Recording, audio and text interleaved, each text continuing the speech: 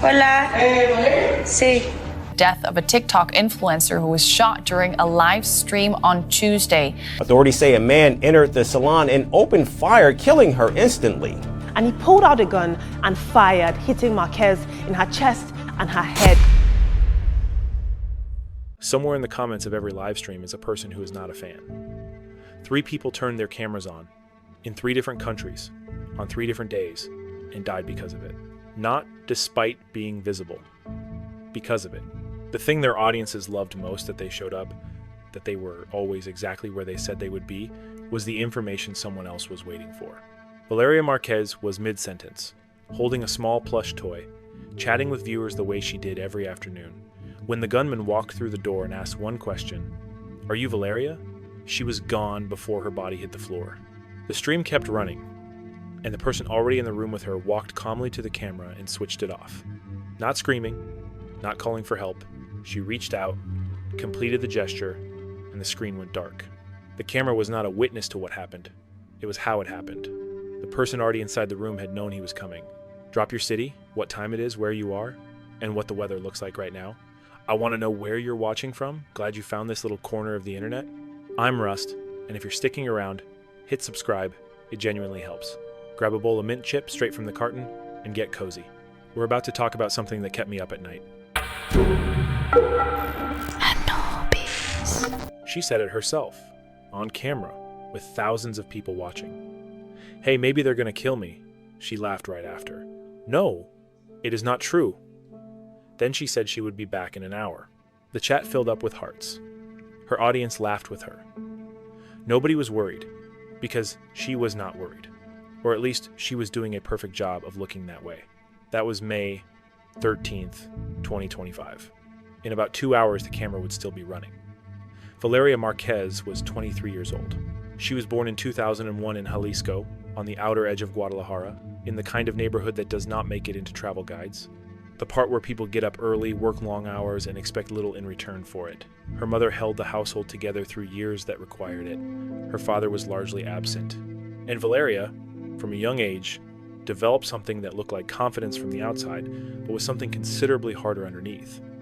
She did not wait for the room to make space for her. She learned how to make space for herself before anyone told her she was allowed to. In school, she was known for 2 things.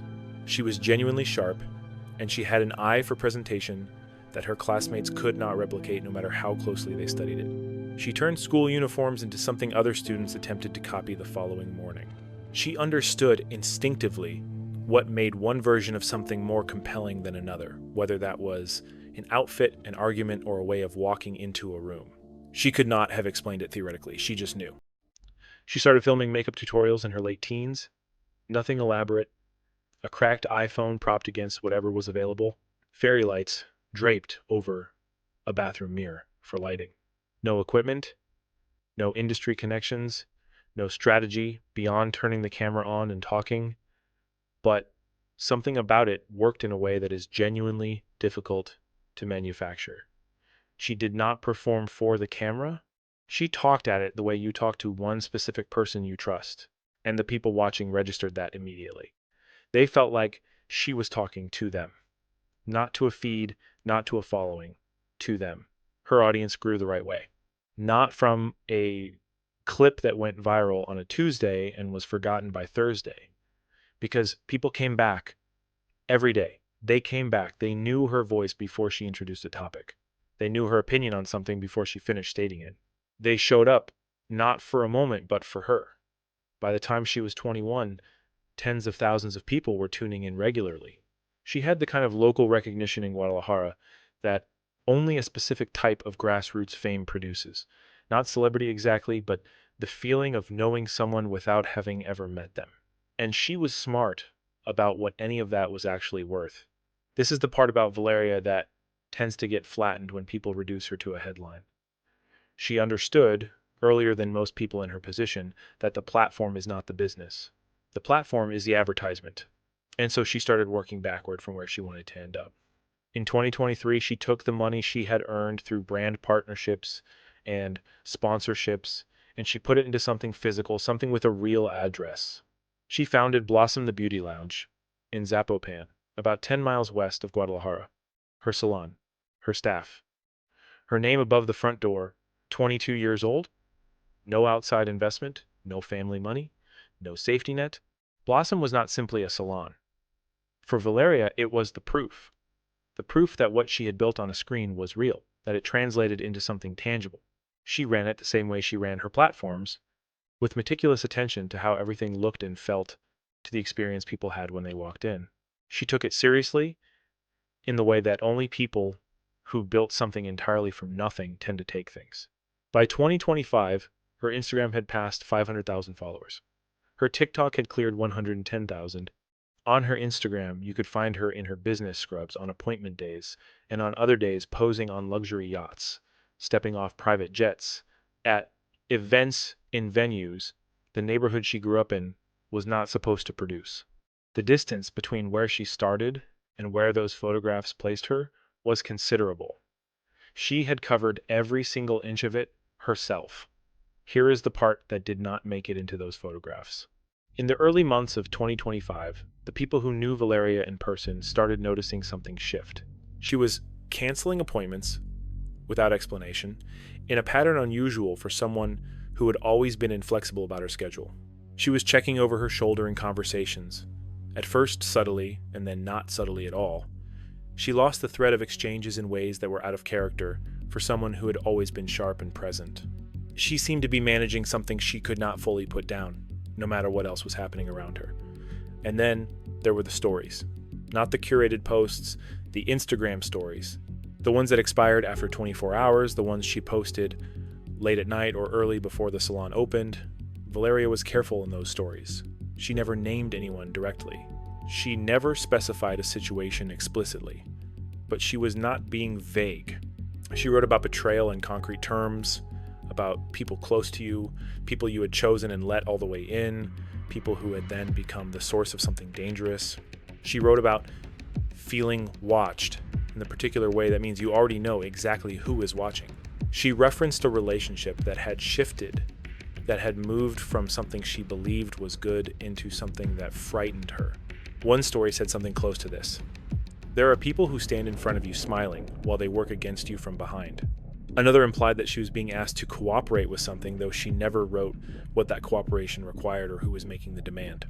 If you had been following her closely in January and February of that year, you would have seen these accumulating one after another, each a little more specific than the last.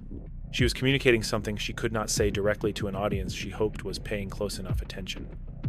The words were there, the pattern was clear. Several friends confirmed later that she had spent those months living in a state of quiet, persistent fear, the kind that does not leave when the conversation changes or when you go home and lock the door. They knew she was frightened. They did not fully know the shape of what was frightening her. What I cannot move past, thinking about all of this, is that tens of thousands of people knew Valyriia's face well enough to recognize her on the street, and not one of those stories reached anyone who could have acted on it. On her public profile, through all of it, none of this was visible. She kept showing up, she kept posting, she kept smiling at the camera, and she kept the thing she was afraid of entirely off the record. On the morning of May 13th, she went live. She told her viewers she was tired, she looked it. A few of the people who watched that stream said afterward that her manner felt heavier than usual, like she was holding something back that was costing her real effort to hold. But she stayed light in her delivery, engaged with her chat, stayed on camera until the stream ended. Then she went to the salon. While she had been out that morning, a man had stopped by Blossom the Beauty Lounge. He told the staff he had an expensive gift for Valyriia, that it needed to be delivered to her personally. Nobody at the salon knew who he was. He matched no expected visitor. He left no name and gave no explanation of who the gift was from. He said he would return that afternoon to try the delivery again. When Valyriia heard about the visit, her response was immediate and simple. She said she had not ordered anything. She was not expecting any gift from anyone. That was the moment. That specific moment, right there, was when this story could have gone a different way. Instead, she sat down inside the salon that afternoon and started another live stream. She was holding a small plush toy in her hands, the way she often did when she was settled into a stream, chatting with her audience, relaxed in posture, if not entirely in expression. She brought up the strange visit, told her viewers about the man with the package that nobody could account for. She looked unsettled as she described it. She even said it directly to the camera. "That is strange. I did not order anything." But she stayed on. She waited for the delivery. Her friend was already in the room with her. "Remember that detail. You are going to need it." About 2 minutes into that afternoon stream, Valyriia glanced toward the door. A man was approaching from outside, carrying a box. He stepped into the salon. He stood in front of the camera, in front of every person watching that live stream, and he asked her one question. "Are you Valyriia?" She was gone before her body hit the floor. The stream kept running for a few more seconds after the shots, long enough for the camera to catch what came next. Not chaos, not screaming. The person already in the room, the friend who had been there the whole time, walked calmly toward the camera, and she switched it off. That single gesture is the detail that will not leave you alone. Not the gunshot, not the collapse. The hand reaching out and the screen going dark. Emergency services arrived at Blossom the Beauty Lounge quickly. There was nothing they could do. Valyriia was pronounced dead at the scene. She was 23 years old. She had been holding a small plush toy when she was shot, chatting with her viewers the way she did every single afternoon.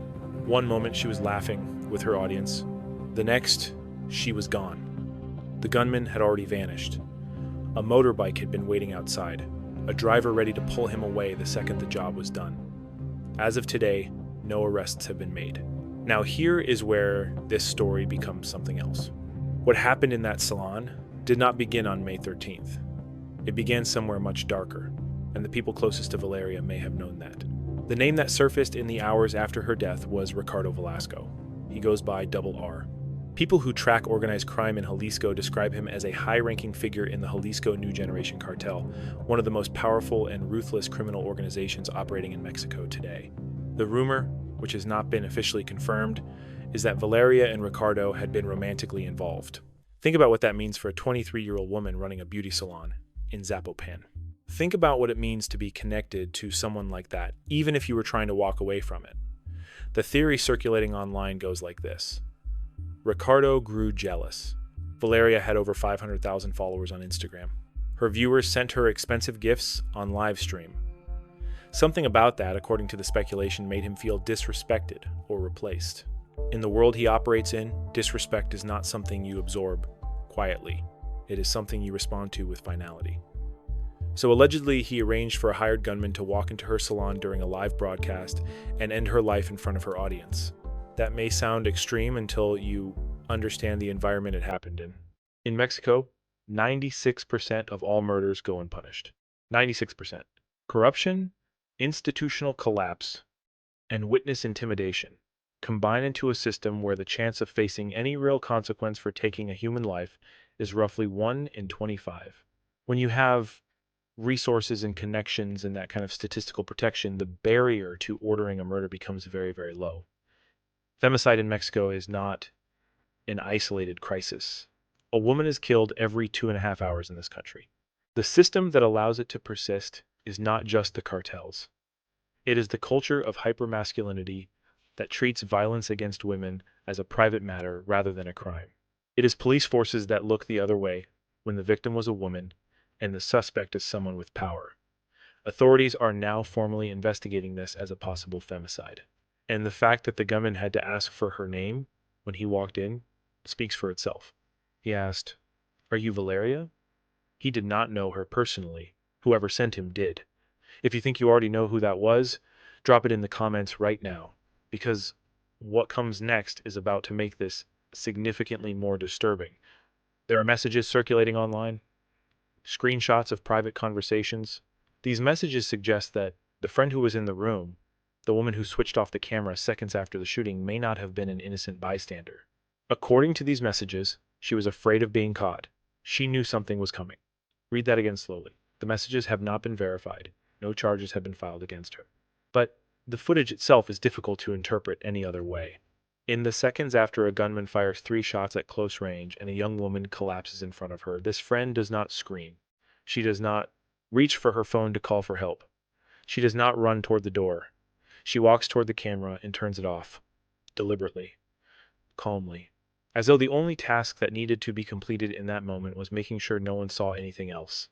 and she did not say a single word. You watched it, you know what you saw, and here is the part that should genuinely make you furious.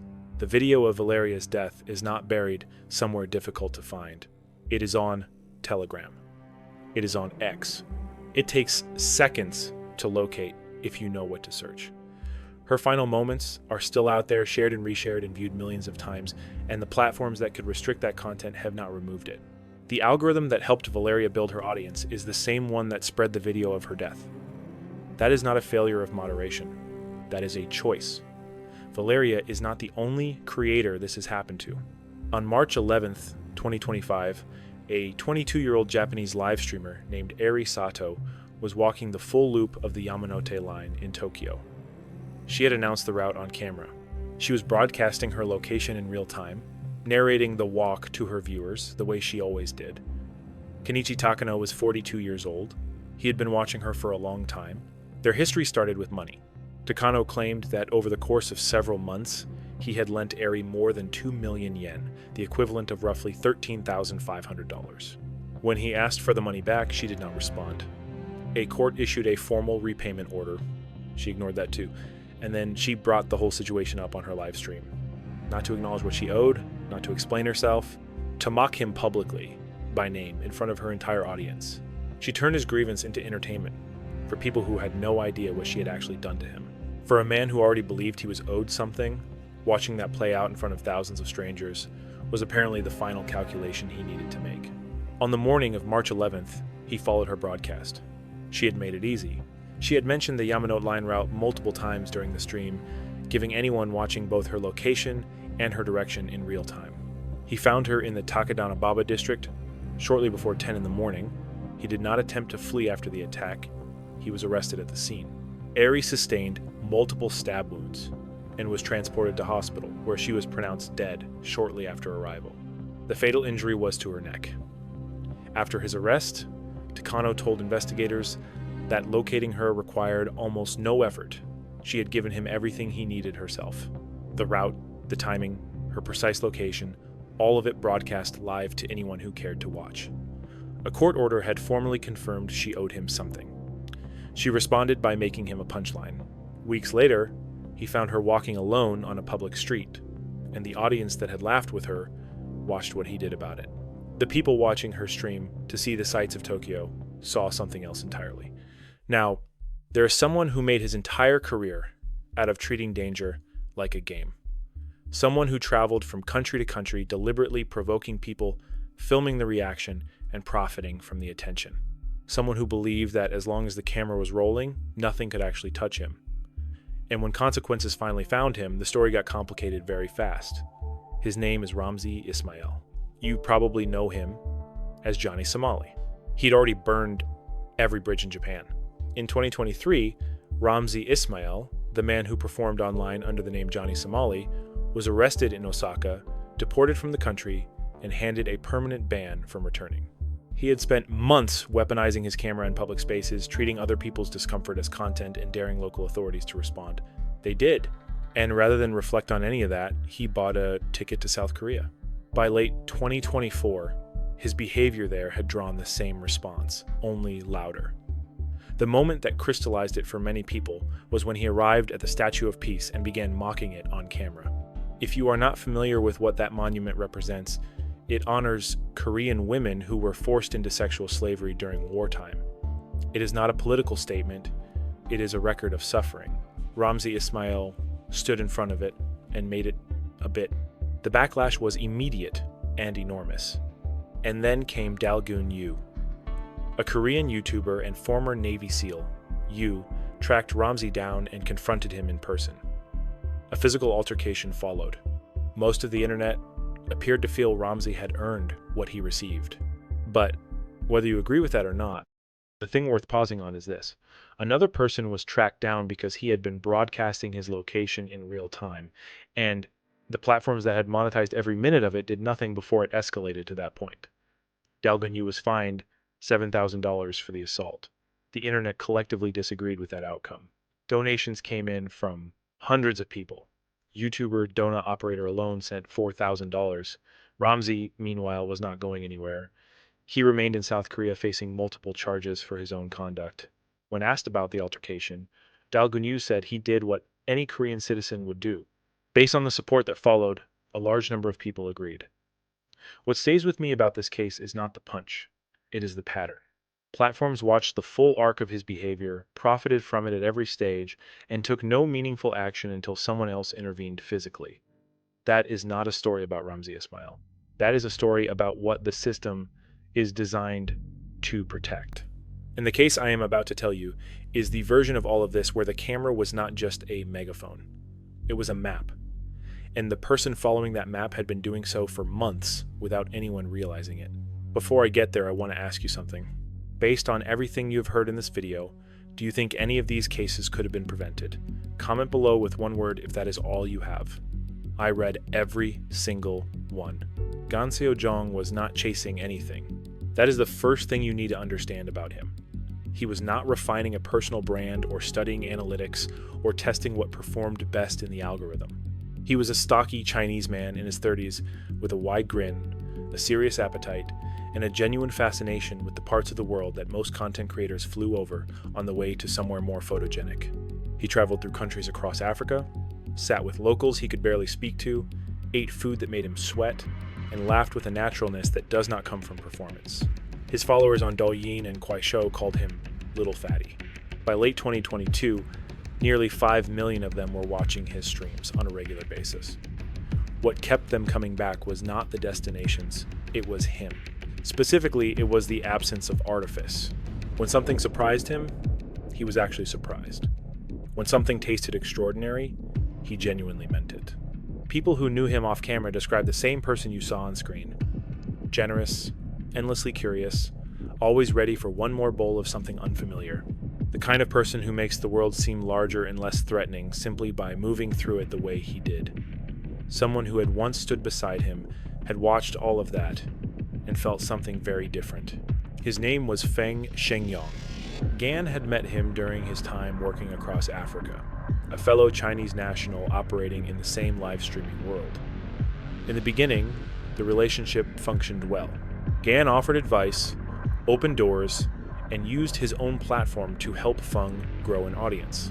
For a smaller creator working to build something from nothing, that kind of investment from someone with millions of followers is not a minor thing. Feng accepted it as one. But as Gan's audience expanded and Feng's did not, something in the dynamic began to rot. Feng was not the kind of person who could accept falling behind without locating a cause for it outside himself. The cause he settled on was Gan. He began making accusations publicly. He claimed Gan had poisoned his food.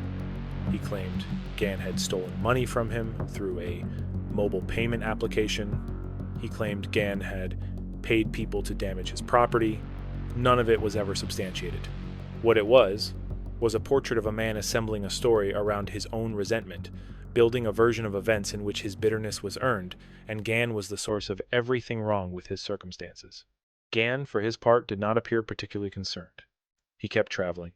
He kept streaming. He kept showing up for his audience, the way he always had. Maybe he thought Feng was noise. Maybe he was right to think so. But Feng was not quieting down. He was not moving on. He was doing something far more deliberate. He was watching. He was tracking. And Gan was making it simple, because Gan told thousands of people exactly where he was every single day on camera live. By December of 2022, Feng Shengyong knew something almost no one around Gan had thought to consider as a threat. He knew Gan's exact location, because Gan had broadcast it himself. If you have been watching this far, click subscribe right now, because the part I am about to tell you is the part that most people who cover this case never say out loud. The date was December 4th, 2022. Gan was in Kathmandu, Nepal, moving through Indrachowk Square on a live stream. It is a dense stretch of old temples and open-air market stalls, foot traffic moving in every direction, vendors calling out from both sides of a narrow path. He was with two companions, a fellow Chinese traveler named Li Chuzhan and a local guide. The air was bright, the square was loud. Thousands of people were watching the feed. Gan was doing exactly what he had always done, pointing his camera at the world and making it feel like somewhere you wanted to be. He had no idea Feng Shengyong was in Nepal. He had no idea Feng had used his own livestream to plot his location in real time. He had no idea Feng was standing just outside the frame. What happened next took place in front of thousands of live viewers. Viewers heard a scream. The camera jolted. Shaky footage caught a flash of movement, and then the phone hit the ground, and the stream cut to black. Gan had been assaulted in the middle of the square. Lee Chujan was attacked as well. He would survive, but only after several days in critical condition. That is the moment to press like, not because it resolves anything, because it is the fact that should stay with you after this video ends. Feng Shengyong was arrested at the scene. The knife was still in his hand. He did not attempt to flee. He did not deny what he had done. When the officers took him into custody, he looked at them and said, "You should have died long ago." Sit with that sentence. Not the act itself, the sentence. That is not something a person says in an uncontrolled moment. That is something rehearsed, something that has been waiting. You do not say, "You should have died long ago," unless you have been thinking it for a long time, unless the thought has lived inside you long enough to develop its own certainty, its own rhythm, its own weight. Feng Shengyong had been carrying that sentence across continents, through accusations, through months of watching Gan laugh with strangers on camera, while his own resentment built and sharpened. While Gan pointed his lens at temples and street food and curious faces, Feng was somewhere in that same geography, closing the distance, using the broadcast as a compass, following the live stream straight to the man he had decided should not be alive. He later confirmed to authorities that he had tracked Gan in real time through the active stream. Gan Seo-Jong was on a live broadcast when Feng reached him. His audience was watching. And the question that does not have a clean answer is the one that stays after everything else fades. What do you do with the fact that you would have been watching too? Feng did not run. He stood in Indrachowk Square with the knife still in his hand, and he paced. Witnesses heard what he said. He said, "You should have died long ago." Not in panic, not in confusion. With the calm of someone who had done exactly what he came to do. He had traveled to Kathmandu with a purpose, and by the time the sirens reached the market, that purpose was finished. He was not afraid. He was done. Nearby, Lee Chuzan was on the ground calling out for help. He had been stabbed too, and badly. Locals in the market moved fast. Some went to Gan. Others tackled Feng and held him down by force until police arrived. It took minutes. Paramedics got Gan to the National Trauma Center. Emergency surgery began immediately. Back online, thousands of people were still watching a dead stream, still typing into a void. Is Gan okay? Was that real? What just happened? For a few hours, there was no answer. That night, Gan Seo-Jong died from his injuries. The surgery could not undo what the attack had done to him. Lee Chujan survived, but only after several days in critical condition. He recovered physically. What that word means for someone who watched what he watched that afternoon is a different question entirely. At the scene, Feng was arrested with a knife still in his hand. He did not deny what he had done. In custody, he stated it plainly. He had tracked Gan through his active livestream, watched in real time as he moved through Indrachowk Square, and he chose his moment. The broadcast Gan used to reach 5 million followers had functioned, for Feng, as a targeting system. He said Gan should have died long ago. He said it while standing over him. He said it in front of witnesses, and he meant every word. Think about what the platform was in each of these cases. Not a camera, not just an audience. An open, real-time signal that told anyone who cared to look exactly where a person was and where they were heading. Valyriia, live streaming inside Blossom the Beauty Lounge. Arie Sato announcing her Yamanote line route before she walked it. Gan Seo-Jong filming himself through a public market in Kathmandu. In every case, the platform was not incidental to what happened. The platform was the method. In China, the response after Gan's death moved fast. Footage was scrubbed. Regulators acted. Platforms were held to account in public. It was not enough, but it was a response. After Valyriia was shot on TikTok, the video circulated for days. After Arie was attacked on a Tokyo street she had announced to the world, the footage spread without immediate consequence. The platforms processed it as content. There was no emergency removal. No public accountability to the families or to the audiences who had been watching when it happened. That gap is still open. Nobody has closed it. I want to ask you something directly, because the question deserves more than a single sentence. What happens to you when you watch someone die on camera? Not a clip of something that happened somewhere else. Not a scene from a film. A live stream you were already inside. A person mid-sentence talking about something ordinary, and then the connection drops and you are still sitting there with the stop feed in front of you. Some people describe a kind of numbness, the brain wrapping itself around something it cannot file anywhere. Others say they stopped watching live streams entirely after that. And some, if they are fully honest, say they went back to look again. Not out of cruelty, out of something the brain does when it cannot process what it encountered. It returns to the moment, looking for the frame where it stops being real.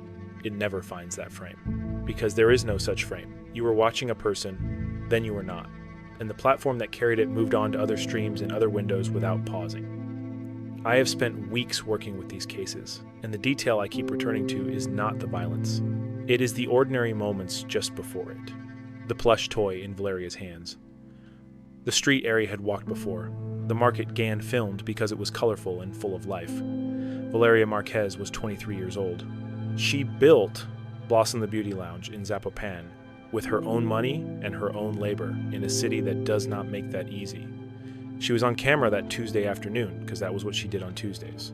She had done nothing to deserve what walked through that door. She was just visible. Arie Sato was 22. She was walking a familiar route, talking to people who knew her voice, and looked forward to where she would go next. She had no reason to believe that being seen could be used against her.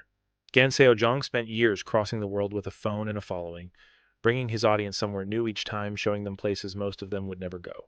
He died in a square full of strangers, and the man who killed him knew exactly where to find him because he had told everyone watching where he was.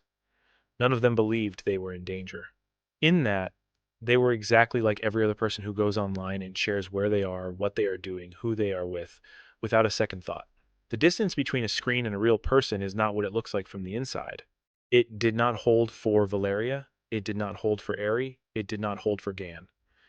If this video landed somewhere real, the like is one tap. That is all it takes to say you were here for it. If you are not subscribed, here is what you are about to miss. The next case involves a name most people do not recognize yet, and a version of events the mainstream coverage got wrong in a way that changes the entire picture. The real version has not been told properly anywhere. Once you know it, you will not be able to unknow it. Valyriia was 23, Arie was 22. Gan was just a man with a phone who wanted to show people the world. None of them made a reckless decision. They showed up the way they always did, and someone used that consistency to find them. The question worth sitting with is not whether they should have been more careful. The question is what we are actually asking people to give up when we tell them visibility is the risk they signed up for. Because the platforms that profited from every stream they ever ran had the tools to intervene and made the choice not to. That is not a moderation failure. That is a policy. 3 things I want to know from you. Did the friend in that salon know? Does the platform carry responsibility when it becomes the weapon? And if you found out someone close to you was afraid the way Valyriia was, would you have known what to do with it? Drop your answer below. Subscribe if you want the next one, a name most people have never heard, and a story that was covered wrong everywhere it ran.